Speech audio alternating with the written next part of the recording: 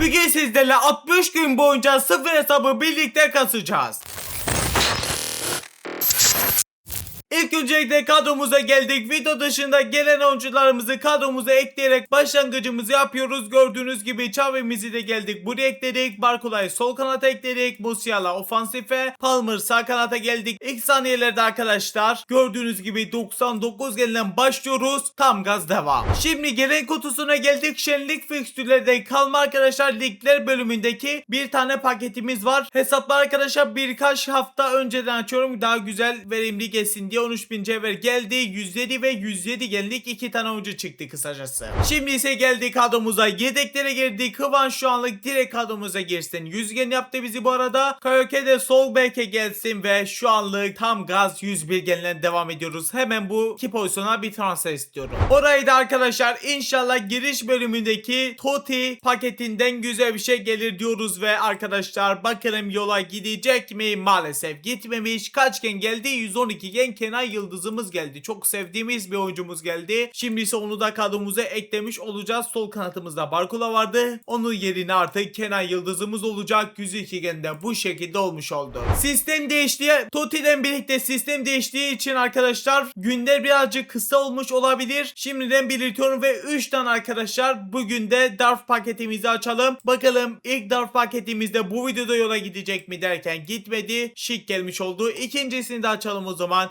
İkincisinde bakalım ne gelmiş olacak diyoruz ve yolumuza gidiyor. Çok güzel geldi. Bakalım kim gelecek ama. Yola gidecek ama bir türlü gelmedi derken geliyor. Bakalım kim? Romanya geldi. Santrafor Romanya değil pardon özür diliyorum. Buradan Guarsi çıkarmış olduk. Maalesef yolun en kötü oyunculardan birisi çıktı. O zaman 3. paketimizi de denedik ve bakalım ne geliyor. Maalesef yola gitmedi. Lukaku geldi. Tabii ki de arkadaşlar rastgele pozisyonlar olmadığı için sadece atak oyuncuları olduğu için buradan şimdi gördüğünüz gibi 3 tane birdenbire oyuncumuz oldu. O yüzden diziliş değiştirelim. 4-2-4 dizilişine geçmek istiyorum ama var mı açık mı bilmiyorum. Açık değilmiş. Arkadaşlar şimdi çift forvete geçersek Kenan Yıldız kendi mevkisinde oynayamıyor. O yüzden arkadaşlar şu anlık Kenan Yıldız kalmasını istediğim için çift forvete geçmeyeceğim. Guarse bu tarafa gelsin. Şiki de bu şekilde kullanalım sağ kanatta. Birinci günde kısacası bu şekilde bir kadromuz oldu. İkinci günden tam gaz devam. Geldik ikinci güne. Leklere basmaysa basalım, abone olmayı da kesinlikle unutmayalım. 500 like sizlerden bekliyorum ve Marcelo kutusuyla gördüğünüz gibi başlangıcımızı yaptık. Bakalım ne gelmiş olacak görelim. Açalım ve açtık zaten. Haydi oğlum güzel bir şey gelir mi diyoruz ve 800 cevher geldi. Maalesef çok ama çok iyi değil bir. Bunu açtığımıza göre arkadaşlar geçelim draft bölümüne ve bu günde de 3 kere bir açalım arkadaşlar. İleriki günlerde belki bu fazlalaşır arkadaşlar. Şu anda bir 3-3 diye ilerleyelim ve bakalım ne geliyor. Hemen görelim. Maalesef yola gitmedi. Kaçken gelmiş? 111 genlik sağ kanat. Sağ kanatta ihtiyacımız varmış. Geldik arkadaşlar. Sağ kanatımızı ekledik. Gördüğünüz gibi 103 gen olduk. O zaman geçelim yeniden draftımıza. Yani arkadaşlar atağı aslında bitirdik. Yani 115 gen yaparsak draftta atak kısmını arkadaşlar bence biletlerimizi saklayalım. Orta sahada harcarız mesela. Böyle bu şekilde de yapabiliriz ama şu ana kadar iyi değil atak kısmı. 112 gen sanırsam girmiyor. Son draftımızı da harcayalım arkadaşlar. Güzel bir şey var mı? İlk bir onu görelim. Lütfen yüksek gelsin derken yine gelmedi. Ne gelmiş? 108 gen. Maalesef iyi bir oyuncu gelmedi. Santraforumuz girmiyormuş arkadaşlar. O zaman maalesef sadece atak çıktığı için orta saha ve defans şu anlık kötü. İnşallah öbür haftalarda onları da geliştireceğiz. Geçelim yeni güne. Geldik belli 3. güne draft paketiyle direkt başlangıcımızı yapacağız ve bakalım bugün hangi oyuncular gelecek derken bir de sıfırlan başladık. 110 gen şık gelmiş oldu. İkinci paketten de yeni bir oyuncumuz maalesef yok. Yine şık geldi. 3.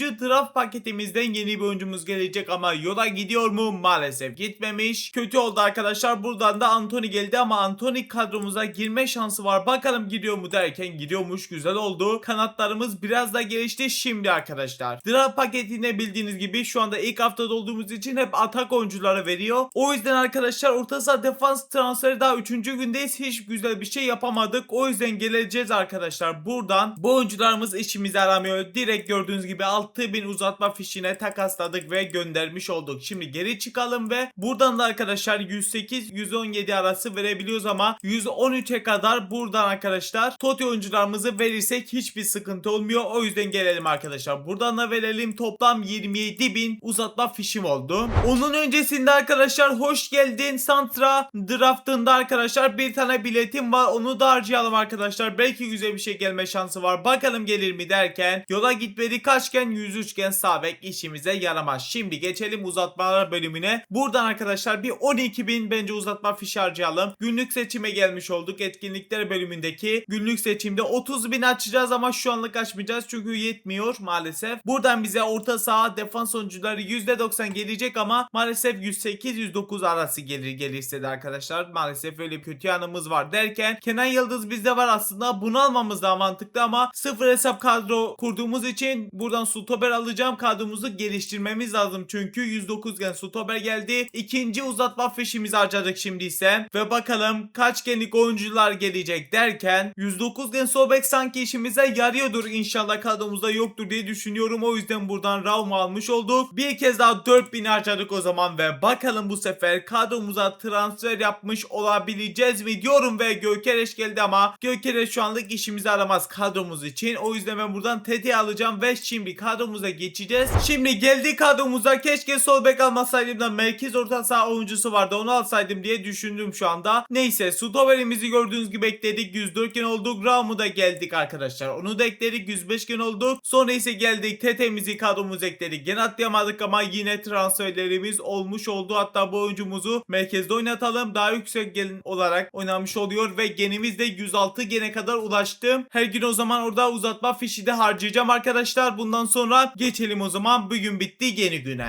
Geldik arkadaşlar 4. güne, bilet puanlarımızı harcayarak başlayalım. Bugün garanti bir yolumuz var derken arkadaşlar yola gidiyor, mükemmel. Bakalım kim gelmiş olacak ama Fransa'mızı geldi. Santifor haydi oğlum gel be, geldi 117 gen geldi, cidden geldi be, çok şükürler olsun. Mbappe geldi, Allah'ım şükürler olsun. 60 günde çok güzel bir hesap kurmamız lazım. Biraz bağırdım, özür diliyorum ama 117 gene de bağırılır be arkadaşlar. Mbappe'yi kadromuza koyacağız ama bir ikinci bir üçüncü biletlerimizi de harcayalım buradan. Şık geldi, üçüncü de harcadık, garanti değil ve normal olarak bir şey gelmedi. Şimdi Mbappe'mize bir derece basalım. Mbappe'miz mükemmel oldu. Kadromuzun santraforu bu şekildeymiş. Şimdi bize ofansif ortası olmadığı için aslında 4-2-4'e geçebiliriz. Ama arkadaşlar daha açık değilmiş, 20. seviyede açılıyormuş. O zaman şu anlık bu şekilde bir kalsın. Yani Mbappe kullanalım. Geldik Mbappe'yi kullandık ama Mbappe tabii ki de derece basacağız arkadaşlar. 140 verdik 60 gün boyunca bu video süreci için arkadaşlar. Bence çok abartmayalım, belki daha güzel kartlar gelir. O yüzden şu anlık bir mavi derece, hatta Mbappe güzeldir be. Morda bırakalım. Morda bırakalım, başka da basmayalım. Sonra pişman olmayalım. Mbappe'miz hayırlı uğurlu olsun diyoruz ve genimiz de bu arada gen atladı, güzel oldu. Şimdi ise geldik uzatmalar arkadaşlar. Bugün de yine 3 tane bir buradan paketimizi açalım. Orta sahalarımız çok kötü. Orta saha transfer yapmaya çalışacağım, geliyor mu derken kaleci geldi aslında. Kaleciye de ihtiyacımız var. O yüzden buradan Nübel'i almış olduk. O zaman ikinciyi de açalım. Her gün 3 tane buradan açacağım. Puanımız yettikçe bir de drafttan her gün 3 tane açacağız. Buradan ne alsak, ben Medio almak istemiyorum. O yüzden buradan ben Matip alalım. Yani 3000 uzatma fişeği geri almış olduk. Transfer yapamadık ama maalesef. O zaman 3. uzatmalardan bakalım güzel bir şey var mı diyoruz ve maalesef kadromuza girebilecek bir oyuncu gelmemiş, kötü oldu. 4. günde son transferi de kadromuza ekledik. 2 gende atladık ve 109 genle bitirmiş olduk. Mbappe'miz hayırlı olsun diyoruz ve yeni güne geçiyorum. Geldik 5. güne. 1. draft paketimizden başlayalım. Yeni bir oyuncumuz var. Hem de yola gidebilecek bir oyuncu. Bakalım kim geliyor. Buradan arkadaşlar Hacı geldi. Güzel oldu. Sol orta sahamız dursun, yani şimdi kullanmasak bile ileride kullanırız diye düşünüyorum. O yüzden ikinci denedik. Yeni bir oyuncumuz var ama maalesef yola gitmemiş. 3. denediğimizde oyuncumuz var. Yeni bir oyuncu geliyor. İngiltere geldi. Santifor Owen geldi. Hayır. Bayern Münih'den Harry Kane, ikisi de 115 gen. Owen'da Harry Kane, yani çok önemli değil. Genleri bizim için önemliydi ve 2 tane 115 gen gelmiş oldu 3 paketten.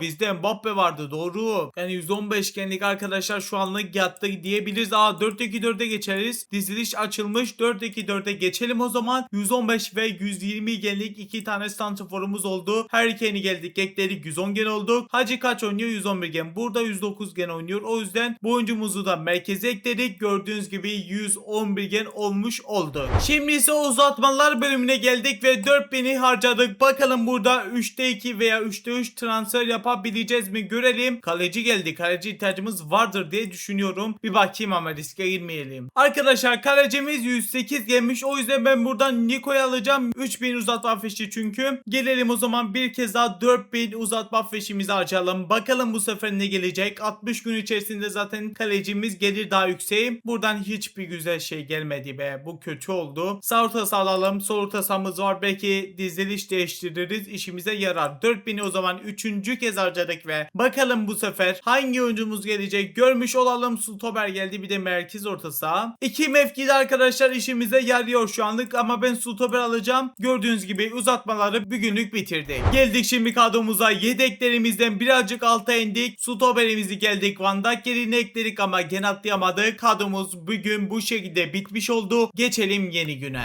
İlk öncelikle 3 biletten yeniden başlamış oluyoruz. Her zamanki gibi yola gitmedi. 112 gelen başladık. İkinci de yola gitme artık. En kötü 2 günde bir 6 pakette bir yola gitseydi maalesef gitmedi. Bugün maalesef bilette şanssız olduk. Şimdi kulübeye baktığımızda uzatmalarda alabileceğimiz bir tane merkez orta saha var. O yüzden 4000 olarak bir açalım arkadaşlar. Bakalım merkez orta saha denk gelecek bir 4000'i bastık. Evet diyerek halletmiş olduk. Bir tane merkez orta saha 4000'den gelirse artık 4000'i açmayacağım çünkü gereksiz olur. Maalesef ilkinde hiçbir güzel bir şey gelmedi. Maalesef o kötü oldu diyoruz ve bir kez açacak. Haydi oğlum bir merkez orta saha gelsin. Boş yere uzatma artık açmayalım derken yine gelmedi be. Maalesef yine gelmedi. Kötü oldu. O zaman bir kez daha 4000 açmak zorunda kaldık. Bakalım bu sefer gelecek mi? Haydi oğlum bir merkez orta saha gelir misin derken gelmiş. Son anda gördüğüm sarı buradan aldık ve merkez orta sahamızı da tamamladık. Geldik kadromuza. Yedeklerimize girdik. İlk öncelikle 109 genlik oyuncumuz giriyormuş. Bu arada 112 gen oldu. Güzel oldu. Sarıda geldik o zaman. Ekledik. Maalesef gen atlayamamışız buradan. Ama artık herkesi 108 gen en az yaptık. Farklı şeyler deneyeceğiz artık. 4000'i aşmayacağız şu anlık. Geldik beyler 7. güne. Birinci biletten her zamanki gibi başlıyoruz. Bakalım ne gelmiş olacak. Yoldan başlayamadık. 112 gen geldikten sonra yeni paket, yine yol yok. Sonra o zaman 3. bilette maalesef bugün arkadaşlar şanslı olamadık ama 117 gen denk gelmiş olabilir diyecektim ama bu hesap maalesef bugün hiç güzel bir şey çıkaramadık. Şimdi kulübe girelim. 4000'den bitmiş miydi? İşimiz bitmişti. O zaman yetenek avcısına bir girelim arkadaşlar. Bu arada bu hesabı istiyorsanız yorumlara hesabı istiyorum, çekilişe katılıyorum ve benzeri yorumlar yazıp kazanırsanız ben size mesaj atacağım. Bunun bilgisini veriyorum. Abi hesabı bana ver yazmayın. Öyle yazarsanız yani hesabı alamazsınız. Bunun bilgisini veriyorum. Yani boş yere öyle yazmanıza gerek yok. Haberiniz olsun. Şimdi başlayalım. Medya hiç almam. Direkt yeniliyorum. Hemen bakalım bu sefer ne gelecek. Atak oyuncusu verme bize. Hatta defans ver bize. Defans çünkü daha çok günleri var. Defans haftası gelmesine çok var. Burayı seçtik. Santrafor. Deme işte. Santrafor deme ya. Boş yere 6000 bilet fiş artık direkt gitti ya. Direkt gitti. 20.000'in altında kaldık. Mecbur uzatma fiş almamız lazım. Takaslardan alırız. Satılamaz ögesini gördük. 500 harcayalım o zaman. Bakalım bu sefer ne gelmiş olacak. Buraya harcadığımızda 114 genlik oyuncuymuş. 1000 bilet harcadık. İnşallah defanslardan birisidir. Buraya seçtiğim stopermiş. Güzel oldu. O zaman bir kaç puan eksik? 14.500 var. Bizde o zaman stoper almış olduk. Bakalım 20.000 hızlı bir şekilde ulaşır ve öbür günlerde arkadaşlar yine güzel bir şekilde 114-115 genle transfer yaparız buradan. Şimdi gelen kutusuna girelim. Terminal dediğimizde 114 genlik gelmiş oldu. Buradan da 1000 fiş daha geldi sanırsam. Aynen öyle. Video dışında aldığım 1000 fiş geldi. Kadromuza geldik. Stoperlerimiz bizim bu şekildeydi. Şimdi ise gelelim. Van de Ven'e geldik. Buraya ekledik ve 113 gende olduk. Mükemmel oldu. Genimizi de atladık. Geçelim yeni güne. Geldik 8. güne. Like'lara basmayı ise basalım. Abone olmayı da kesinlikle unutmayalım. 500 like dediğim gibi bekliyorum. Hafta yenilendiği için gördüğünüz gibi cevherimizi aldık ama ne kraldı göremedik. Bug'a girdi. Neyse draft bölümüne girelim. 3 biletimi her zamanki gibi bir harcayalım arkadaşlar. Ama maalesef biletimiz bitmiş. O zaman 30.000 basacağız ve buradan geleceğiz arkadaşlar. 10 tane biletimizi almış olacağız. Şimdi geri çıktık. Buradan bir geri daha çıktık. Buradan gelelim. 3 biletimizi her zamanki gibi açalım. Yeni bir oyuncu var hem de yüksek sandım ama maalesef yüksek değilmiş. İkinci biletimizi de harcadık. Yeni hafta olduğu için yeni oyuncular bol bol göreceğiz. Üçüncü biletten de geliyor. Maalesef yeni bir oyuncu yok. O kadar yeni oyuncu olmasına rağmen maalesef bilette şanssız olduk. Şimdi aktiviteye geldik. Buradan 5. günde tam 20 tane santra biletimizi aldık. 6. günde de 7500 cevher aldık. Güzel oldu. Buradan da cevher geldi. 7. günde de artık 5 bilet sonra 10.000 cevher dağılacağız. Sıfır hesap kasmanın en güzel şeyi arkadaşlar, her yerden cevher gelebiliyor. Şimdi o zaman Santra biletini de 20 bilet var. Hepsini birden harcamayalım. Bence 3 bilet, Toti 3 bilet, buradan harcamaya devam edelim, günlerimize yola gidiyor. Oo, 115 gen ilk kez çıkardım. İlk kez 115 gen buradan çıkıyor. İtalya ofansif orta saha ikon geldi. Mükemmel. Arkadaşlar gerçekten çok fazla açmıştım. Önceki videolarda bir türlü çıkmamıştı. Sonunda buradan Prime ikon kart tasarımlı havuz A'daki oyunculardan birisi denk geldi. Mükemmel oldu. Birazdan kadromuza ekleriz, illaki girer. İkinci de 102 gen Musiala. Bunlar da arkadaşlar şeylerde de işimize yarayacak. Uzatma fişlerinde 109 gende Hüseyin geldi. Şimdi kadromuza geldik. 113 gendik en son ve ama arkadaşlar bize dizilişimize uymuyormuş. Ya Harry Kane'i kullanacağız ya da Batshuayi. İkisi de 115 gen çünkü. 4-3-1-2 dizilişine geçeceğiz arkadaşlar. Kenan Yıldız ve Anthony kullanmamış olacağız. Yerine artık Batshuayi'muz gelecek. İlk önce ama Harry Kane'i bir santrafor alalım. Yedeklerden de gelelim. Batshuayi'muzu ekleyelim ve 111 gen olmuş olduk. Şimdi Hüseyin giriyor mu girmiyormuş, hangisi daha güzel kart derken Hüseyin daha iyi olduğu için onu eklemiş olduk. O zaman 8. günün de sonuna geldik. Şimdi geldik 9. güne. İlk öncelikle Van der Sar kutusuyla 0 FC Points'ten paketimizi açtık. Maalesef altın yola gitmedi. Bakalım hangi ödülümüz geldi. Ya 5000 cevher ya da bilet ödüllerden gelirse mükemmel olur ama maalesef en kötü ödüllerden birisi geldi. Kötü oldu. Şimdi ise günlük açtığımız 3 biletleri her zamanki gibi açalım ve ilkinde gördüğünüz gibi yeni bir oyuncu var ama işimize yaramaz. O zaman ikinci denedik, yola maalesef gitmedik. Üçüncü biletimizle bakalım geliyor mu? Maalesef yine yola gidemedik. O zaman Santa ile devam edelim. Yola gidersek buradan 115 genlik Prime ikon kart tasarımlı oyuncu gelecek. Maalesef ilkinden sağ kanat geldi. İkinci paketten bakalım ne gelmiş olacak. Maalesef Kaka geldi. Üçüncü paketimizden yine bir şey yok. Maalesef diyoruz ve kadromuza baktığımızda yeni transferimiz yok sanırsam. Bakalım arkadaşlar. Bu arada bize merkez orta saha lazımmış. Çıkmış mı? Hayır, çıkmamış mı ya? O zaman Tolisso burada kaç oynuyor? 106 gen. Bu oyuncu 105 gen olarak, bu oyuncu 103 gen. O zaman Tolisso şu anlık burada oynatalım. Gördüğünüz gibi 112 gende olmuş olduk. Geçelim o zaman yeni güne. Geldik 10. güne. 109-113 arası gördüğünüz gibi Japonya paketimizden başlangıcımızı yapıyoruz. Bakalım ne gelecek? Yola giderse, yani ikon yoluna giderse 113 gen gelecekti ama maalesef gitmedi. Bakalım kim gelmiş? 111 gen gelsin bari. Bu galiba arkadaşlar sanırsam 109 gen. Bakalım derken maalesef en düşüklerden birisini çıkardık. Sağlık olsun diyerek buradan çıkışımızı yaptık. Tote Draft bölümüne geldik. Her zamanki gibi açalım. Bakalım bugün şanslı olabileceğiz mi? Birinci biletimizi harcadık. Yola giderse mükemmel olur derken ilkinden Musiala da geldi. İkinci biletimizden maalesef 104 gen. Üçüncü biletimizden ne geliyor? Maalesef 106 gen. Simon çıkmış oldu. Şimdi ise buraya geldik ve burada da her zamanki gibi 3 biletimizi harcayalım. Yeni bir oyuncu var, yola gitmedi ama birinci biletimizden, ikinci biletimizden yola gidecek mi? Yola gidiyor sanırsam ama çok da yüksek değil sanırsam. Birlikte bakacağız. Buradan Zambo Angioso geldi sanırsam. Aynen öyle. 113 genlik Zambo'muz hayırlı olsun. Kadromuza girebilir. Birazdan bakacağız. Bir bilet harcadık, o zaman yeni bir oyuncu yine var ama maalesef iyi bir şey gelmemiş. 112 gen denk gelmiş oldu. Şimdi kadromuza gelmeden önce arkadaşlar bir bilet kaldı. O kadar. Bir bilet olsun. Bugün 4 açalım ya. Bir bilet orada durmasın. Dördüncü biletimizi de harcadık ama maalesef güzel bir şey çıkmamış. Belki çıkar dedim ama maalesef bugün şanslı olamadık. Şimdi kadromuza geldiğimizde 113 genlik Zambo kadromuza çok işe yarar. Hemen buraya ekledik ve 113 gen olmuşuz. Mükemmel oldu. Şimdi başka girebilecek bir şey var mı diyeceğim ama maalesef yok. O zaman da bugünün sonuna geldik. Geçelim yeni güne. Geldik 11. güne. Like'larda basmaysa basalım, dediğim gibi 500 like bekliyorum. Abone olmayı da unutmayalım. Neyse buradan bakalım yola gideceğiz mi bugün? Peygamber işimizi aramaz. Bize yola gitmesi lazım derken yine gitmedi. Üçüncü biletten gidecek mi? Maalesef demedik. O zaman gelelim buraya arkadaşlar. Şu anda 0 bilet var. Direkt o zaman birinci biletimizi gördüğünüz gibi 3000 cevherli olarak harcadık ama yeni bir oyuncu maalesef yok. İkinci bilette yeni bir oyuncu var. Yola gidecek mi? Maalesef gidemedik. Üçüncü biletten gidecek mi? Maalesef gidemedik. Bugün maalesef iyi bir şey çıkmadı. Geçelim yeni güne. Geldik beyler 12. güne. 10.000 cevherimizi gördüğünüz gibi alarak başlangıcımızı yapıyoruz. Hayırlı olsun 10.000 cevherimiz. Sıfır hesabın en güzel yanları bu şekilde. Şimdi draft bölümüne geldik. Geri dönüşte geldi ama arkadaşlar yani şu anlık açmak istemiyorum. Havuza çünkü gördüğünüz gibi 100 pakette çıkabiliyor. Burada kaçacağız? 70 aldı. Belki belki bir umut gelebilir. O yüzden bir 3 biletimizi her zamanki gibi bir buradan açalım. Maalesef yola gidemedik. Kaleci geldi, ihtiyacımız olabilir. İkinci de ne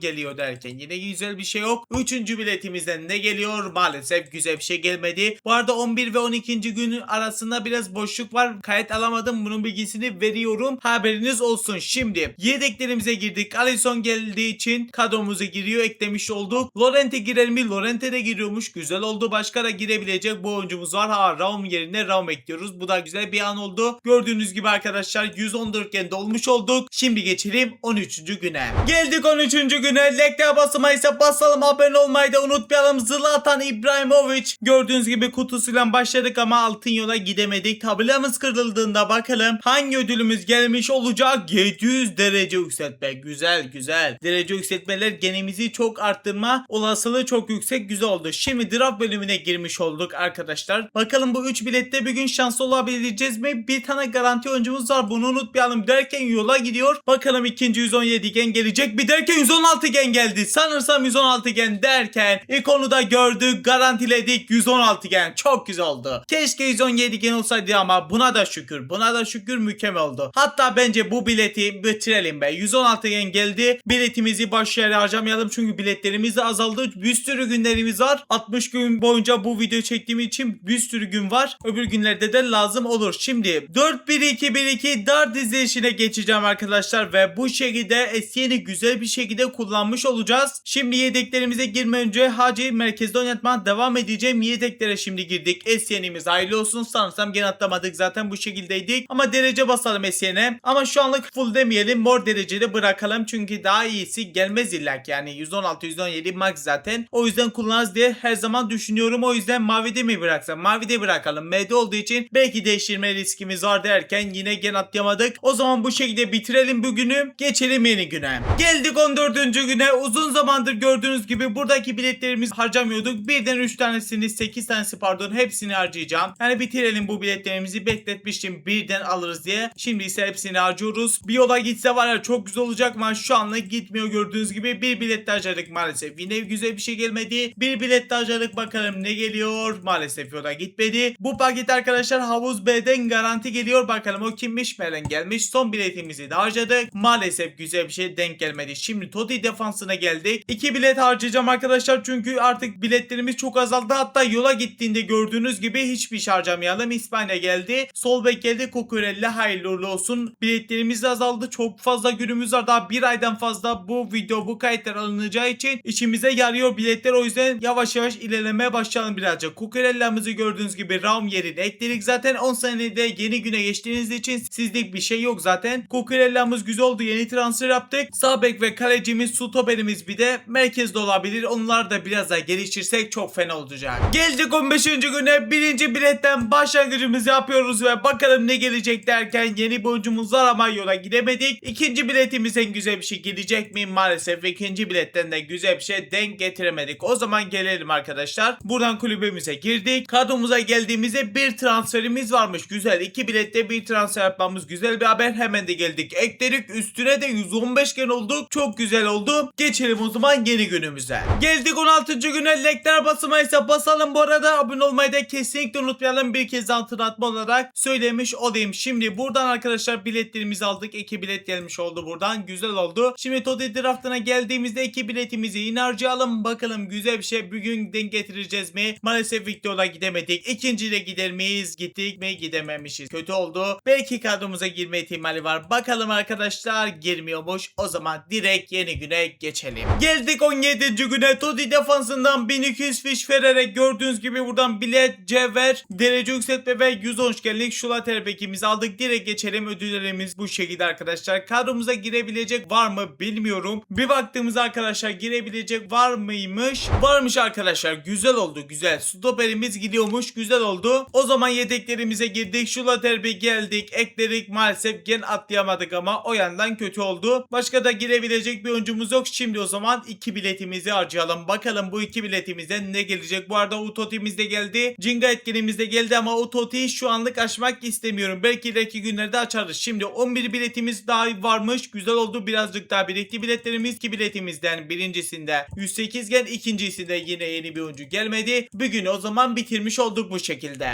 Geldik arkadaşlar 18. güne. 18. günde 2 tane buradan arkadaşlar bilet harcamıştık Cinga'dan. Çok şanslı Cinga çünkü. Ben bu videoyu çekerken maalesef kaydı başlatmayı unutmuşum. 2 biletten 113 geldik. Bir tane oyuncu geldi. Bir tane de sanırsam 108 falan gelmişti. Hatırlamıyorum o kadar. Yola gittik yani. Sizlerden özür diliyorum. Oraları göremediniz. O yüzden 1-2 bilet harcayacağız. İnşallah bir kez de yola gider. Maalesef ilk de 110 gençlik geldi. Çok şanslı Cinga paket. Lütfen yola gider misin? Gitti be. Cinga'dan ileriki günlerde de arkadaşlar kesinlikle deneyeceğim. Çünkü gerçekten şansı yüksek. Buradan da arkadaşlar ya 113 gen ya da 115 gen geldi. 114 gen tam ortası gelmiş. Ama kadromuza girme şansı vardır. Bakalım giriyor mu? Kadromuza girmiyormuş. Bizim ikilimiz güzelmiş. Ama Cinga şanslı. İleriki günlerde yine deneyeceğiz. Geldik 19. güne. Like'ler basılmaysa basalım, abone olmayı da unutmayalım. Dediğim gibi bugün de arkadaşlar ben Cinga denemek istiyorum. Çünkü gerçekten şansı yüksek. Yola gider mi? Maalesef gidemedik ama yola gitme şansı çok yüksek. Haydi gider mi? Gidemedik be. Bugün de çok şanslı olamadık. İnşallah öbür günde şanslı oluruz. Sakanat ve Sutober ihtiyacımız yok. O zaman yeni güne bir kez daha geçelim. Geldik arkadaşlar 20. güne ve bakalım bugün Cinga'da şanslı olacağız mı? Yine buradan deneyeceğim. 3 bilet var. 3 bilet harcayacağım bugün. Çünkü bugün yolu görmek istiyorum. Maalesef ilk de göremedik. İkinci biletten gelir mi? Haydi oğlum bir yol, maalesef göremedik be. Yani ben Cinga pakete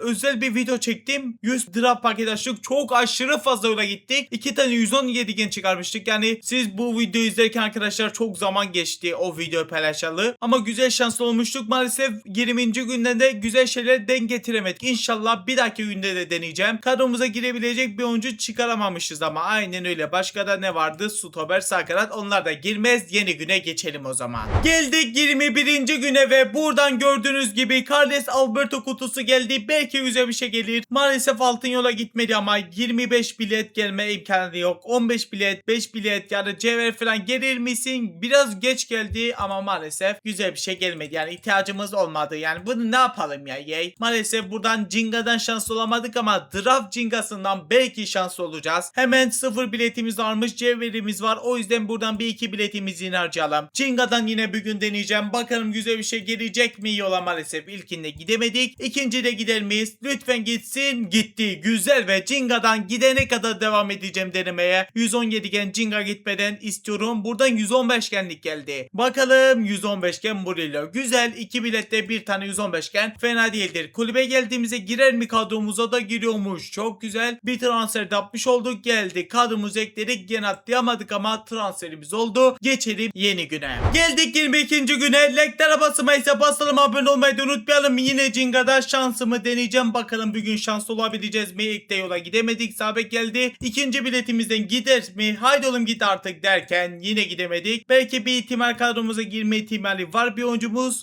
Sabek giriyormuş. Çok güzel oldu. Bir transfer bari yapabildik. Buradan geldik o zaman. Birazcık alta indik. Sabekimizi ekledik. Gene atlayamadık ama bir transferimiz oldu kısacası. Geldik 23. güne. Bugün de arkadaşlar kamera olmayacak. Bunun bilgisini veriyorum ve birinci biletimizi harcıyoruz. Bakalım güzel bir şey gelecek mi? Maalesef yola gidemedik. Kaleci geldi. Sonra ise bakalım yola yine gidemedik. Cenga var ya, beni üzdün ya. Gerçekten güzel bir şey vermedi bize. Neyse. Şimdi bize arkadaşlar sağ bek kalecimiz hala en az 113 gen değil. O yüzden geldik 30.000 olarak buradan paket açacağız. Belki sağ bek veya kaleci gelebilir. Haydi oğlum gelsin. Biraz daha güçlendirelim orayı diyecektim ve Kunde gelmiş. Son anda gördüm ve Kunde'miz hayırlı olsun, güzel oldu. Sağ bekimizi de biraz daha bu şekilde arkadaşlar geliştirdik. Maalesef gene atlayamadık ama transferimizi yaptık. Geçelim yeni güne. Geldik 24.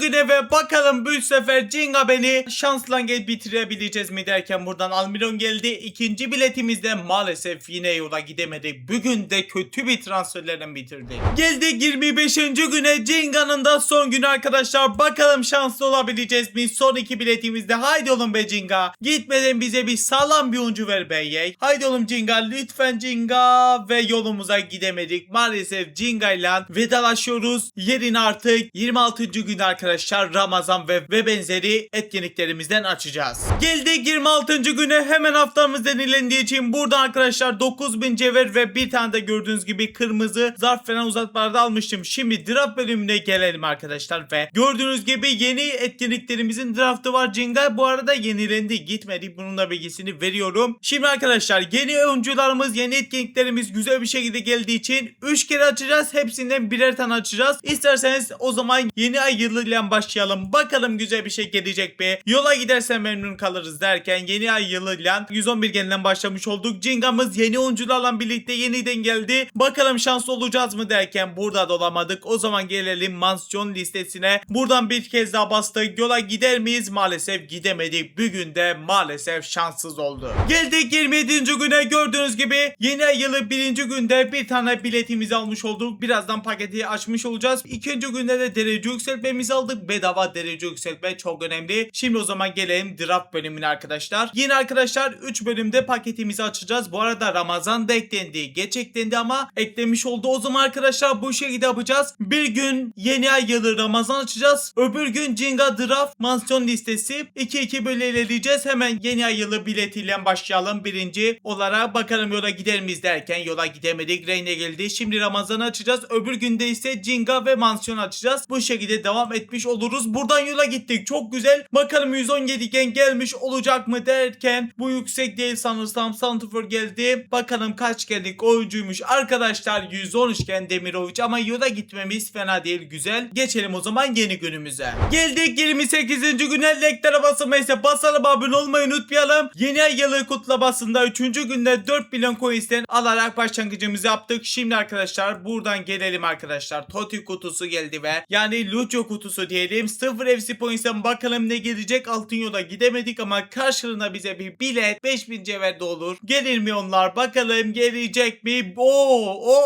Güzel. Fena değil çünkü satılabilir. Yola gidersek mükemmel olur. En az 113 gen gelmedi ama 112 genlik Anton çıktı. Satar mıyız? Bakalım arkadaşlar. Satabileceğiz mi? Satarız. Güzel oldu. Ben video dışında satarım arkadaşlar. Güzel bir şekilde çıkarmış olduk. Şimdi o zaman draftımıza gelmiş olduk ve dün daha yay ve Ramazan açtığımız için bugün Jenga ve mansiyon açacağız. Bakalım neler gelecek. Bu arada garantimiz varmış. Bu paket garanti 113 gen verecekmiş. Bunu yeni gördüm. Bakalım kim gelecek. Haydi oğlum bir yüksek olur musun? Brezilya. Haydi on kaka. Gelmedi ve Senete geldi. Brentford'dan bu bize çıkmıştı sanırsam. Igor mu? Igor geldi. Çıkmamış da olabilir. Hemen o zaman mansiyondan da bir bilet harcadık. Bakalım yola gideceğiz mi? Yola maalesef gidemedik. Sabek Lorente gelmiş oldu. Bakalım Igor kadromuza girer mi? Bizde Riken ve Mbappe ikilisi varmış. Yani girmez, geçelim yeni güne. Geldik 29. güne. Gördüğünüz gibi buradan 4.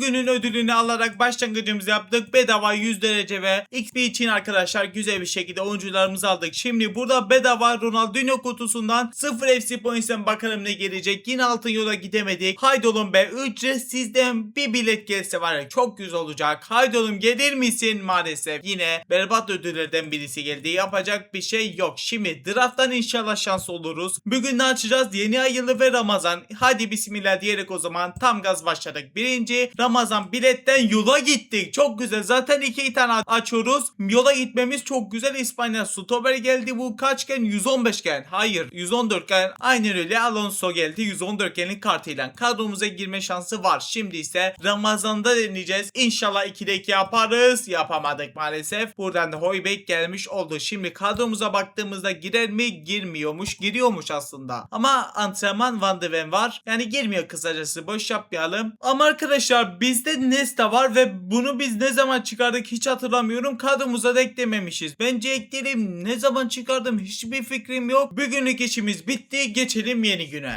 Geldik 30. güne arkadaşlar. Burada gördüğünüz gibi ödüllerimiz bittiği için sizle birlikte almış olalım. Gördüğünüz gibi bedava 2 Jenga'mızı aldık. Buradan 7 Jenga maçı kazandığımız için güzel bir şekilde güzel bir tatlı bir forma aldık. 400 derece yükseltme çok önemli bizim için. Güzel oyuncular gelince derece basacağız ve buradan da bedava 117 gen sol kanat, temeli 113 genli kırmızı dereceli Savinio'muzu aldık. Gördüğünüz gibi Jenga etkinliğimizi bitirmiş olduk ödüller bölümünde. Şimdi kadromuza girecek mi? Baktığımızda arkadaşlar kadromuza girmiyor. O zaman geldik draft bölümüne. Dün daha bildiğiniz gibi yeni ay yılı ve Ramazan açmıştık. Bugün Jenga ve mansiyondan devam edeceğiz. Bakalım neler gelmiş olacak. Haydi oğlum bir yola gitme. Haydi oğlum Jenga yola gitmeyi başardık. Haydi oğlum yüksek olsun. Arjantin'i gördük. Güzel bir şey mi? Orta saha demeseydi güzeldi. Simone gelmiş oldu buradan 115 genli kartıyla. Yine güzel 115 gen kötü değil ama 117, 116 daha güzel olurdu. Neyse. Mansiyonu açtık o zaman. Buradan yola gider mi? Buradan yola gidemedik. Bir dahaki mansiyonda garantimiz var. Geçelim o zaman yeni güne. Transfer yapamadık.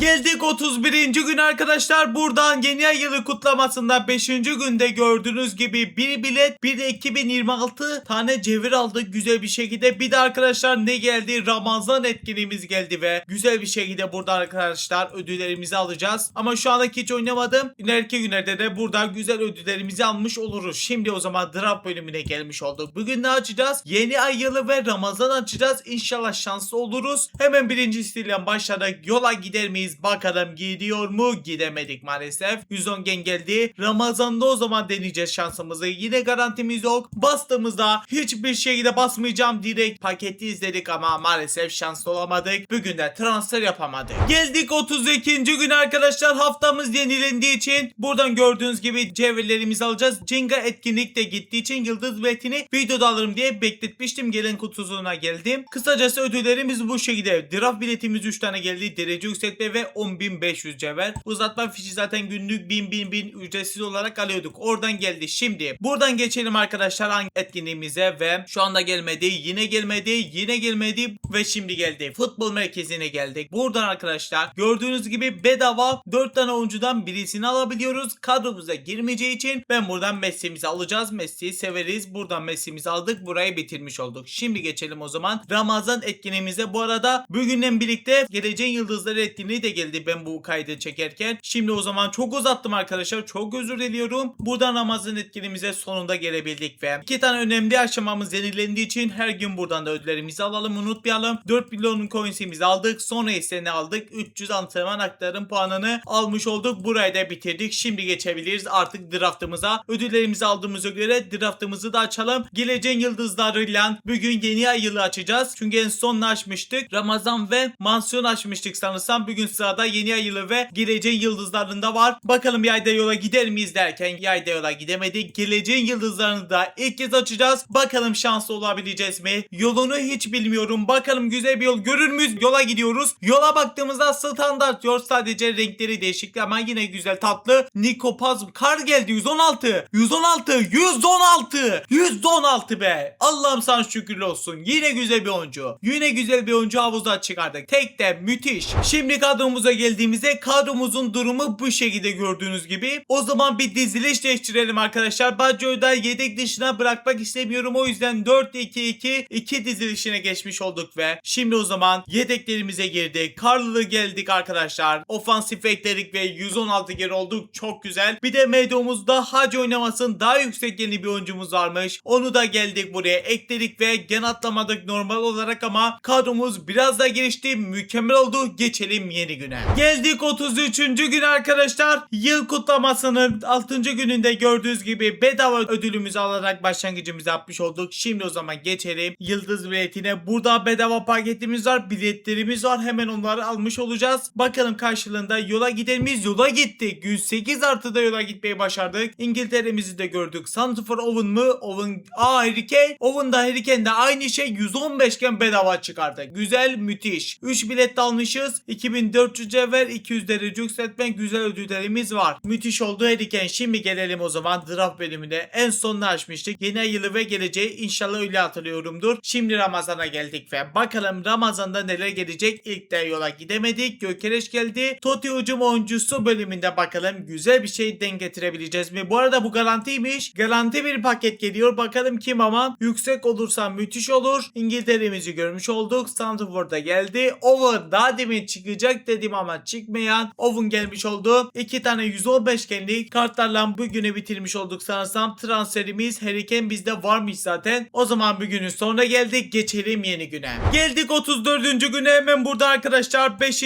önemli aşamayı aldığımız için 400 derece yükseltme gelmiş oldu. Müthiş bedava güzel bir şekilde derece yükseltme geldi. Şimdi buradan Totti kutusu, Toni Kroos kutusu diyelim. Bedava bir şekilde açalım. Bakalım yola gider miyiz? Yola diyorum. Altın yola gider miyiz derken 15 milyonluk coins gelmiş oldu. Maalesef istediğimiz bir ödül değil. Neyse yapacak bir şeyimiz yok. Şimdi drafta geldik. Bugün ne açacağız? Yeni ay yılı ve geleceğin yıldızları. Bakalım şanslı olacağız mı diyorum ve ilkini açtığımızda maalesef yola gidemedik. Geleceğin yıldızlarında yola gidersek müthiş olur. Yeni bir oyuncu var ama yola yine gidemedik. Bugünü boş geçtik. Geçelim yeni güne. Geldik 35. güne. Link'lere basmayı ise basalım. Abone olmayı da kesinlikle unutmayalım. Link bölümünde gördüğünüz gibi arkadaşlar bir tane biletimiz var. Hatta 2 tane varmış. Daha güzel 2 biletimizi almış olduk ve buradan çıkmış olduk. Şimdi geçelim o zaman Ramazan etkinliğimize ve bugüne itibaren Ramazan etkinimizi de bitirmiş olacağız. Buradan gördüğünüz gibi 117 gen kırmızı dereceli amirimizi almış olduk. Gördüğünüz gibi mükemmel bir şekilde kadromuza girecek mi birazdan bakacağız. Yıldız biletinde de kalan ödüllerimiz var mı? Bakalım arkadaşlar, her şeyi bitirmişiz. Güzel bir şekilde buradan da biletlerimiz gelecek. Kaç tane geliyormuş? Bakalım arkadaşlar. Buradan da 3 bilet daha geldi. Müthiş oldu. Çok güzel oldu. Şimdi o zaman geçelim buraya arkadaşlar. Buradan ne yapacağız? Pardon, buraya değil. Yanlış yere geldim. Total draftına geleceğiz. Bu arada arkadaşlar bugünü, yani bu bölümü, bu videoyu arkadaşlar 60 gün olarak başlamıştık ama 35 günde bitecek. Yani bugün de son gün arkadaşlar. Ani bir kararla bugünü son gün yaptım. Bunun bilgisini veriyorum. O yüzden arkadaşlar oyna diyerek öbür etkinliklerden ödüllerimizi de bence ilk olarak bir alalım. Geleceğin yıldızlarına gelmiş olduk. Buradan da arkadaşlar hemen buradan PC'yi seçmiştim ya da seçebilmiştim yanlışlıkla, bilmiyorum, bir bug da yaşamış olabilir. 800 parça 111 genlik PC'yi verdik ve karşılığında 112 genlik PC'yi aldık. Sonra ise ne yapacağız? Biraz sağa doğru gittiğimizde arkadaşlar burada ilk olarak 2 bilet aldık. 70.000 cevherde var. Çok güzel bir bilet açılımı, birazdan başlayacağız. Takaslardan da buradan gördüğünüz gibi 112 gen PC'liğimizi verdik ve karşılığında 113 genlik kırmızı dereceli 117 gen PC'liğimiz olmuş oldu ve şimdi buradan da çıktık. Bu etkinimizde işimiz bitmedi. Pardon. Yıldız biletinde de ödüllerimizi alalım. Burada yarıya kadar geldik. Mecburiyetten oraya kadar gelmek zorunda kalıyoruz. Buradan da kaç bilet gelmiş? Buradan da bir bilet geldi. Güzeldir. Şimdi o zaman geleceğin yıldızlarını artık tam gaz bitirmiş olduk ve buradan çıktık. Ramazan'ı da bitirmiştik. TOTI 26 etkinimize gelmiş olduk. Hemen buradan arkadaşlar mansiyon listesine gelmiş olduk. Burada bedava 2 tane oyuncumuz var. Buradan sol bekimizi seçeceğim. Kadromuza girecek mi girmeyecek diye hiçbir fikrim yok. Belki stoper lazımdı ama hiç bakmadım. İlla ki lazım değildir diye düşünüyorum. Buradan sol bek Kukurella'mızı aldık. Bu TOTI bölümüne gelmiş olduk ve buradan da arkadaşlar gördüğünüz gibi sadece 2 derece yükseltme görevimiz kaldı. Onu şu anlık bir bekleteceğim arkadaşlar. Belki draft bölümünde ya da derece bassak mı arkadaşlar? Essene ya da Mbappe'ye basabiliriz. Mbappe ile ki fullleriz. O yüzden bence basalım ya. Kararımı direkt değiştirdim. 700 derece bastık ve gördüğünüz gibi turuncu yaptık ve 7700 küsür bir derece yükseltmemiz vardı. Bugün çok güzel gen atlayacağız inşallah. Karlarda illaki derece basarım. O yüzden bir tane daha buraya bastık ve görevimizi tamamlamış olduk. Güzel bir şekilde. Oradan da Kunde'mizi alacağız. Kadromuza girecek mi? Kadromuza da girecekmiş. Güzel oldu. Hatta gelelim yeni transferlerimizi ekleyelim diyeceğim de. Amiri defansif ortası oynar mı? Arkadaşlar ben 4-1-2-1-2 dar dizilişine geçmeye karar verdim. Çünkü dereceli merkez orta sahalarımız geldi. Şu anlık bence bu diziliş bizim için en mantıklısı. Hemen Batshuayi'ne Amiri ekledik. Kendi genimize yeniden ulaştık. PC ile eklediğimizde gen atladık. 117 gen olduk. Müthiş oldu. Yeteklerimiz de çok sağlam oldu. Hatta bir transferlerimiz daha var. Kukurella gidiyor. Onu eklemiş olduk. Birazdan da kadromuza Kunde gelecek. Müthiş olacak. Kadromuz gittikçe gelişiyoruz. İyice gelişiyoruz bugün. Genel kurumuz bildiğiniz gibi 119 gen. Yani kırar mıyız bilmiyorum. 120 gen olur muyuz? Zor bir ihtimal ama çok fazla cevher ve biletlerimiz var. Güzel şeyler denk gelebilirse inşallah denk gelir. Net bir şekilde 120 gen oluruz ama gerçekten zor bir ihtimal. O yüzden like'lara basalım arkadaşlar. Elimden geldikçe bu hesabı geliştireceğim ve sizlere teslim edeceğim. Şimdi Kunde'yi aldık. Burada bu arada armadan da 5000 cevher de almışız. Müthiş oldu. Mükemmel oldu. 1,5 bilet de buradan gelmiş oldu kısacası. Şimdi o zaman gelelim artık kadromuza ve buradan Kunde'mizi kadromuza ekleyelim. Bizde 114 genli Kunde vardı. Artık yerine 115 genli Kunde geldi ama şu anlık hala 117 geniz. Bize bir acilen bir kaleci lazım. Etkinliklerle işimiz bitmedi. Bir de bir ulus hikayesi etkinliğimizde işimiz var ama birazcık draft paketi açalım. Ona göre bir ulus hikayesi bölümünde transferimizi yaparız. Şimdi yeni ay yılından başlayalım isterseniz. Buradan bir Buffon çıkarsa var ya müthiş olur. 24 tane bedava biletlerimizden başlıyoruz. İlk de yola gidemedik. Bir 3 tane bir buradan deneyelim. İkinci biletten gelmedi maalesef. Üçüncü yeni ay yılı biletinde yola gittik. Haydi oğlum. Haydi oğlum, güzel bir şey ver bize. Buradan Cavill geldi. Cavill 113 genlik kartıyla ama bizim ihtiyacımız yok bildiğiniz gibi. Hayırlı olsun diyelim ama daha yüksekleri lazım. Şimdi geleceğin yıldızlarına girdik ve Fabregas işimize yarar ama arkadaşlar denesek mi buradan arkadaşlar bilmiyorum hiç. Ramazan'da hangi oyuncular vardı? Adebi, Pele, Ribery, Hakan falan. Şu an bizim en mantıklı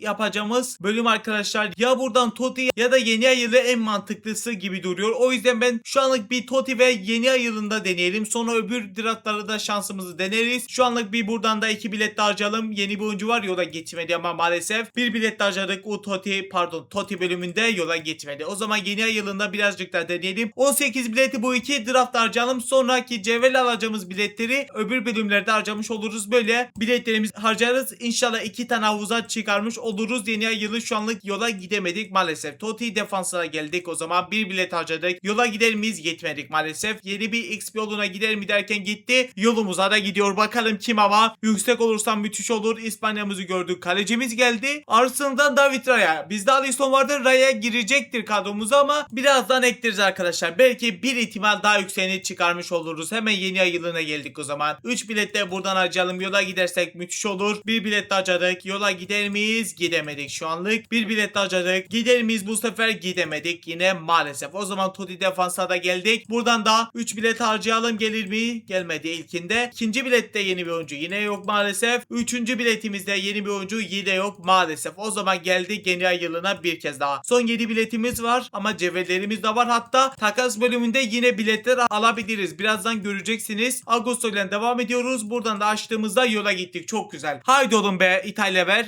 Bu Peru. Sanırsam Peru geldi. Santifor'da geldi. Hero yüksek mi? Yüksek mi? Hiçbir fikrim yok. 116 Pizarro. Havuzayı çıkardık. Müthiş. Bizde bildiğiniz gibi Erik'in ve Mbappe ikilisi vardı ve şimdi Pizarro oldu. Müthiş oldu. İnşallah daha çok havuza oyuncular denk gelir diyorum ve 2 bilet daha buradan açıyorum. Yeni bir oyuncu ilkinde gelmedi. İkinci biletimizden yine maalesef yeni bir oyuncu yok ama yola gidiyor. Belki Mbappe bir ikinci gelir. İspanya'mızı David Raya mı? Kaleci David Raya geldi. Bir kez daha arkadaşlar. İhtiyacımız yok bildiğiniz gibi. Sonraki bileti de geleceğin yıldızları ve Ramazan'da deneyeceğim. Sonra cevherlerimizden biletlerimizi satın alacağız. İkinci biletimizden Ramazan'da yola gider miyiz derken gidemedik. O zaman transferlerimizi arkadaşlar isterseniz bir kadromuza ekleyelim. Çok güzel transferlerimiz oldu. Hemen yedeklerimize girdik. Pizarro'yu ekledik. Gene atlayamadık hala. David Raya'mız da vardı. Onu da ekledik. Hala gene atlayamadık. Daha bir sürü işimiz var. Bu hesabı efsane hale getirmeye çalışacağız. Bize bir stoper ya da sol bek yüksek bir oyuncu verirsen müthiş olur. İnşallah verecektir. Şimdi 84.000 cevherimiz var. Onları bir ilk öncelikle bir harcamaya başlayalım isterseniz. 30.000 bastık. 10 biletimizi almış olduk. Bir 30.000 daha bastık ve gördüğünüz gibi bir 10 tane de bilet almış olduk ve 24.000 cevherimiz kaldı. Onları da bu şekilde arkadaşlar çevirelim. Takaslardan da bilet gelecek. Biraz onları da çevirmiş oluruz. 3 bilet de almış olduk ve şimdi geçtik draft bölümüne arkadaşlar. Bir sürü işimiz var. Bir ulus hikayesi bölümünde de 117 gen alacağız. Yani bugün bu hesabı müthiş hale getireceğiz. 28 bilet var. Tam gaz başlıyoruz. Bismillah diyerek başladık. Yoldan başlamamız mükemmel oldu. Bakalım kim ama İngiltere'mizi gördük. Stoper geldi yüksek mi? İkon Ferdinand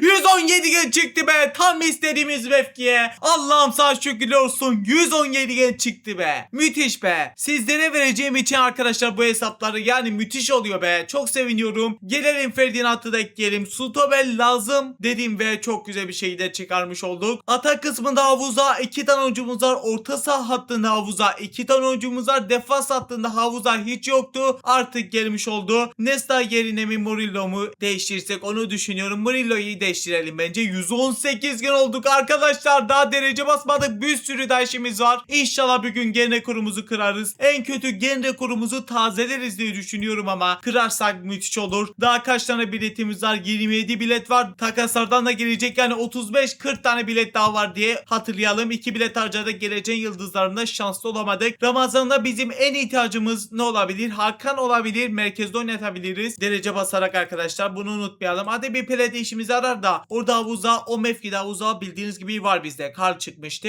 Şimdi o zaman Totti defasında yeni bir oyuncu var ama yola gitmedi. Burada mesela Nuno Mendes var ya efsane olur arkadaşlar. İnşallah denk gelir Nuno Mendes ama şu an 2 bilet harcadık. Güzel bir şey gelmedi. Yeni ay yılında yani havuza daha yeni çıkardık. Hatta havuza 2 tane çıkardık bugün de. Bir Pizarro bir de arkadaşlar bildiğiniz gibi Ferdinand 3. havuza çıkar mı hiçbir fikrim yok. İnşallah çıkar çünkü bu hesabı sizlere veriyorum. Lütfen like'lara basın. Sizler için bu kadar her gün etkinlikleri oynuyorum, kasıyorum. Sadece sizler için siz de emeğimin karşılığı lütfen like'lara basın arkadaşlar. Abone olup bildirimleri açmayın. Sakın ama sakın unutmayın. Efsane videoları kaçırmayın. Bir kanalıma bakın arkadaşlar. İlk kez beni izliyorsanız, videoları severseniz abone olup bildirimleri açın. Önümüzdeki tüm günlerdeki videoları kaçırmadan izleyin arkadaşlar. Şimdi Totti defansında yola gidemedik. Son 13 bilet var. Gördüğünüz gibi yeni ay yılında yine deniyoruz. İlkinde güzel bir şey gelmedi. İkinci biletimizde yola gittik. Çok güzel. Yeni ay yılında bugün çok şanslıyız. Almanya'mızı gördük. Kaleci geldi. Yüksek miydi? Yok. Buman 114 gen miydi? Bakalım arkadaşlar. 114 genlik kart geldi. Bizim David Raya'mız var. 114 gen o da. Yani çok da işimizi aramadı. Şimdi geleceğin yıldızlarında ilk biletimize gitmedi yola. İkinci biletimize gider miyiz? Gidemedik. Maalesef geldik Ramazan'a. Ramazan'da 2 biletimiz daha harcayalım. Burada buradan yola gittik. Çok güzel. Bakalım yüksek bir şey gelecek mi? Fasımızı gördük. Santraformu hayırsa orta saha geldi. Real Madrid'de Brahim 116 gen. Hayır 115 genmiş. Yani Yavuz Bey çıkardık. Sorun yok. Takaslarda belki ihtiyacımız olur. Şimdi o zaman geldik Totti defansına. Totti defansında var ya Nuno Mendes ve Donnarumma'yı çok istiyorum. İnşallah denk gelir. Yeni bir oyuncu var. Yola gittik. Müthiş. Müthiş. Müthiş. Bakalım kim? Hollanda Van Dijk olur mu? Sağ bek Dumfries geldi. Dumfries kaçtı? 114 gendi sanırsam. Aynen öyle. Bizde 115 gen Kunde olduğu için direkt geçiyoruz. Yeni ay yılına ve 2 bilet de harcayalım. Yola gider miyiz? Gidemedik maalesef. Birincisi de ikincide yola gidersek müthiş olur. Gidemedik. Yine geldik geleceğin yıldızlarına. Bir bilet harcadık. Yola gidersek müthiş olur. Gidemedik. Bu arkadaşlar garanti bir paket. 113 gen garanti gelecek. Bakalım kim ama arkadaşlar. Yüksek olursa müthiş olur. Amerika'mızı görmüştük. Sol ortasına geldi. Bu yüksek değildi sanırsam. Bakalım arkadaşlar. Maalesef Luna geldi. Yüksek gelseydi müthiş olurdu. Maalesef denk getiremedik. Şimdi Ramazan'a geldik. Bir biletimizi harcadık. Yola gidemedik. Kanu geldi. İkinci bilette yola gider miyiz? Gitmedik maalesef. Geldik o zaman Totti defansına. Son biletimizi de bu şekilde harcamış olduk. Yeni bir oyuncu maalesef gelmedi. Hoş geldin bölümünde draftımız yoktu zaten. Şimdi kadromuzda bir transferimiz yoktu diye hatırlıyorum. Bakalım yine biz kontrol edelim. Bakalım arkadaşlar transferimiz yok gibi duruyor. Aynen öyle. Bowman bu arada arkadaşlar özellik olarak biraz daha iyi gibi duruyor. O yüzden ben buradan Bowman'ı kullanacağım. Sonra geçeceğiz arkadaşlar nereye? Takaslar bölümüne. Şimdi takaslarımıza geldik. Bu arada Mbappe'nin Utotisi'ni alabilir miyiz? Onu da bir kontrol edelim. 7 tane vardır diye düşündüm ama yokmuş arkadaşlar. 4 tane var. Nesta'yı da çıkarsak arkadaşlar çıkarabiliriz. 5 tane var. 2 tane 115 gen eksikmiş. O zaman Totti defansında arkadaşlar biraz denesek mi arkadaşlar? 115 gen çıkarmak için. Hiçbir fikrim yok. Deneyebiliriz. Şimdi buradan o zaman kalan oyuncularımızı verelim. 4 gen 2 tane de satılabilir çıkarmışız. Bunları da satalım. Hemen pazardayız. Antonio arkadaşlar 210'a koyuldu. Biz de 209'a koyalım. Direkt satılmış olsun. Garanti satılacaktır zaten. Buradan 200 milyon güzel bir şekilde kastık. Buradan da Ratium'dan da 78 milyon kastık. Müthiş oldu. Coinslerimiz de illaki lazım olur. Arkadaşlar burada gördüğünüz gibi bu oyuncuları uzatma fişine çevirdim ve bu uzatma fişleriyle 115 genlik oyuncu arayacağım. Birazdan bunu da belirtmiş olayım. Hatta bir tane arkadaşlar 30 bin olarak basmış oldum ve bakalım 115 gen denk gelirse var ya müthiş olur derken Bellingham denk geldi maalesef arkadaşlar. İkinci aşama fişinde kasarız ya da ben bu video dışında 4000 deneyeceğim. 115 gen çıkaramazsak farklı bölgelerde.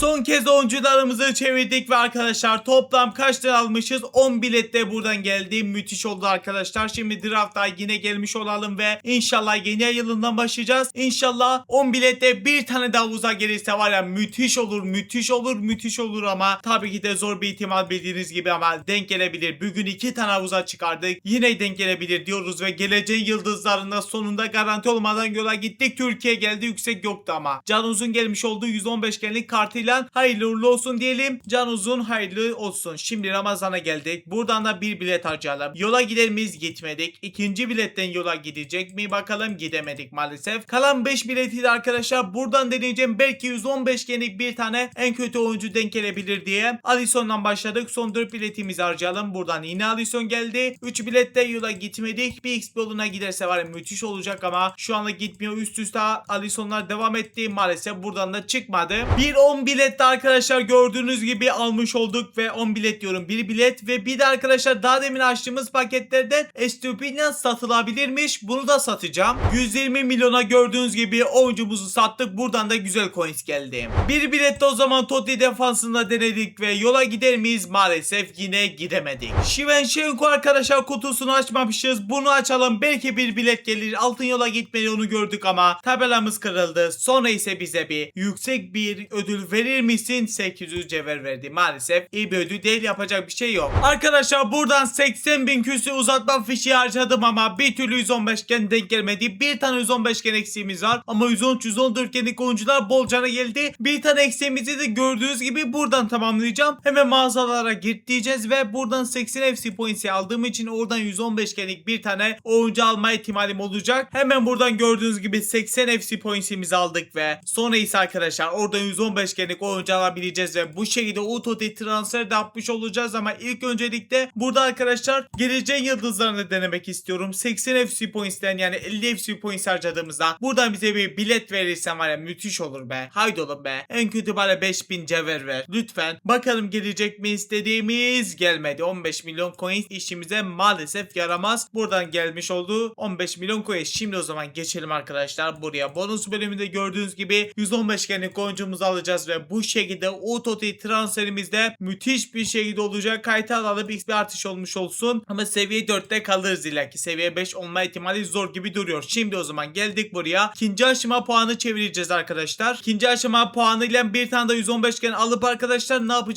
Onunla bir tane de 115 gen alıp bu şeyde Utoti transferimiz olacak. 75 puan lazım bize. Bellingham falan verdik. Hatta Bellingham bir tane kalsın. 75 tane ikinci aşama fişimiz oldu ve buradan o zaman gelelim. Oyuncu takasına girdik. Totti bölümüne girdik ve buradan 115 genlik bir tane oyuncu da alalım ve sonra ise 115 genlik eksiklerimiz tamamlanmış olacak. Gördüğünüz gibi buradan Palmer'ımızı aldık. Hemen geri çıktık ve şimdi o zaman buradan arkadaşlar Utoti 122 genlik Mbappe'mizi almış olalım. Keşke Mbappe derece basmasaydım. Gördüğünüz gibi turuncu yapmıştım. Sonradan Utoti aklıma geldiği için 700 derece yükseltme boşa gitti. Yapacak bir şeyimiz yok. Şimdi Palmer'ı verdik. Kayt'ı da verdik. Bir de Harry Kane kadrodan çıkması lazım. Harry Kane'i de çıkardık. Kayt'ımızı da verdik ve gördüğünüz gibi 122 genlik Utoti Mbappe'miz hayırlı uğurlu olsun. Müthiş bir transfer daha yaptık. Genimize çok katkı vermeyecek ama yine güzel bir şekilde görünüş olarak efsane bir kart aldık. Yeniden 118 gen oldu. Kadromuzu geliştirmeye tam gaz devam. Şimdi ise bir Lucy hikayesi bölümündeki parçalarımızı harcama geldik. Bizim en ihtiyacım bölgemiz sol bek ama ben buradan 115 genlik bir kart almak istemiyorum. O yüzden 800 parça stoper alacağım. Stoperimizi biraz daha geliştirmiş olduk. 116 genle orayı da tamamlamış olacağız. Gördüğünüz gibi geri kalan parçamızı harcamak istemiyorum. Hesaba alan kişi parçasını biriktirir ve yeni gelen ülkelerde kullanmış olur. Şimdi Kukurella değiştirsek daha güzel olurdu ama yani 1000 parçaya oradan 115 gen almak çok mantıksız. O yüzden Carvalho aldım. Onu da kadromuza ekledik. Şimdi dereceye başlayacağız. Dereceye başlamadan önce arkadaşlar burada gördüğünüz gibi 10.000 olarak 2 tane gördüğünüz gibi biletimizi alabiliyormuşuz. Bunu da almış olduk. 2 bilet harcayalım. Bakalım karşılığında bize bir şey verecek mi? Lütfen versin diyoruz ama nereden alsak diye düşünüyorum. Sol bek nerede en iyisi varsa orada açacağım. Yeni ay yılında bildiğiniz gibi Capdeville var. Onu unutmayalım. Ramazan'da sol bek yok. Hatta Mendy var. Mendy var. Güzel Mendy'yi açabiliriz. Totti defansta aslında 117 var da. Yani Nuno Mendes çıkmaz da. Belki çıkar be. Başlayalım. Buradan açalım. Buradan açalım. Yola gider mi? İlk de gitmedi. İkinci de denediğimizde lütfen gitsin. Gitmedi maalesef. Bir tane bilet bulabilirsek var ya garanti olacak 113 artı. Hesabı arkadaşlar daha bağlamamıştım. Bağladım ve buradan gördüğünüz gibi 1000 cevher daha gelmiş oldu ve toplam 3800 hatta bağladığım için 2000 cevher aldım. Bir tanesini görmediniz. Şimdi öne çıkan bölümüne girdik ve bir bilet daha buradan almış olacağız. Kısacası bakalım garanti Totti'den yüksek bir şey verecek mi? XP yoluna gidebilirsek müthiş olacak ama gider miyiz bilmiyorum tabi. Çok güzel olur ama gidersek kaydolun be. XP yoluna gitsin ve yüksek bir şey verir misin? XP yoluna gitmedi. Yani bizde olan bir oyuncu gelecek. Bakalım yüksek bir şey var mı? İspanya'mızı görmüş olduk. Kaleci David Raya geldi. Maalesef burayı da bitirdik. Ferdinand'ı kırmızı derece yaptım. Sizden birlikte de gördüğünüz gibi 700 derece yükseltmeyle birlikte turumcu 122 gen oldu. Carvalho'yu kırmızı yaptım. Sizden birlikte ise gördüğünüz gibi aynı şekilde turumcu yaptık ve 121 gen oldu.